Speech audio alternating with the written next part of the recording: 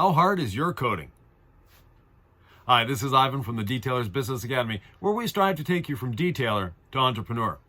Now, coating hardness is a really interesting subject. First of all, how is it tested? Why does it matter? And what can it do for you? Coating hardness is a really interesting subject that a lot of people haven't done the deep dive into. They look at these numbers, 9H, 10H. What does it mean? Well, first of all, it's the pencil hardness scale. And 9H is the standard of the hardest pencil you can get. Now, why do some people claim 10H when the pencil scale stops at 9H? Well, little marketing trick. There's a company called Mitsubishi that has a pencil scale that goes from 10B to 10H. So they can claim 10H, even though the 10H Mitsubishi pencil is the same hardness as the 9H standard pencil. But the pencil hardness is only part of it. The way it's tested is it's a stylus that represents the pencil that has a weight on it that is dragged across the surface. Now, when they drag it across the surface, they put a certain amount of weight pressing down on it. And that can be 100 grams, 200 grams, up to a kilogram, or maybe even 2. But when you look at the tests, there's some that pass the 9H hardness with 100 grams, but don't pass it with 2. There's others that pass it with over a kilogram of weight on it and still do well.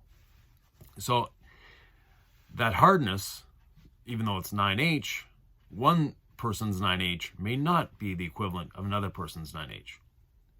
That being said, does it really matter? Actually, no. If we look at what a coating is, it's a sacrificial layer that you're putting on your paint. Yes, it is harder than the paint.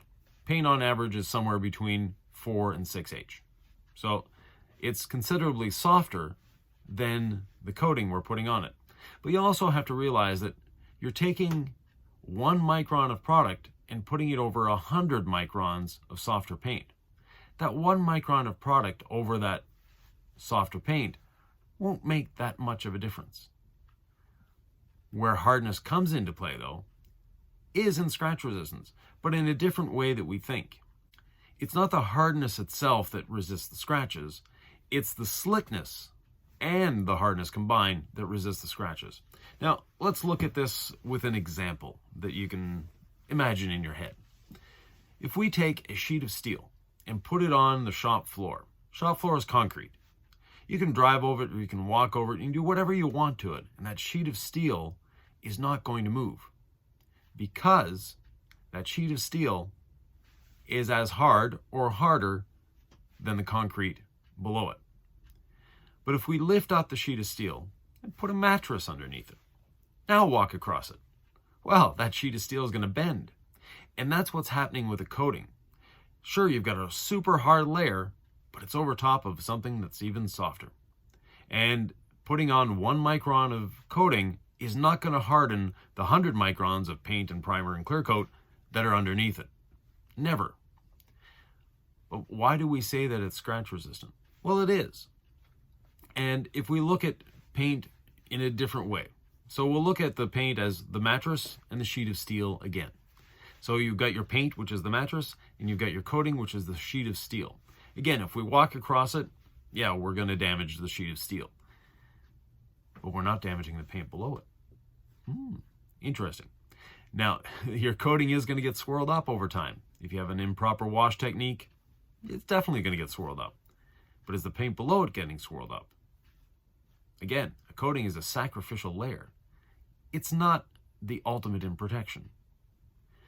The other thing that you have to consider is, if we were to take that dust particle that's sitting on the paint and we look at it under a microscope, it will look like that old medieval torture device, weapon, whatever it's called, a ball full of nails sticking out of it.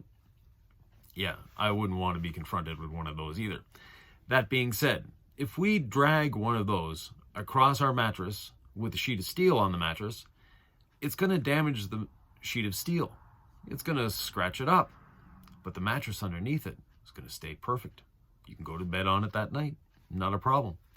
Remove the sheet of steel, or remove the coating from the paint, or don't have a coating on the paint. Remove that sheet of steel and drag that medieval weapon across the mattress. It's going to rip it to shreds.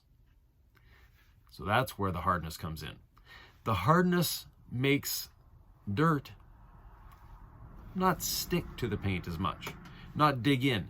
It allows the dirt to slide off of the paint.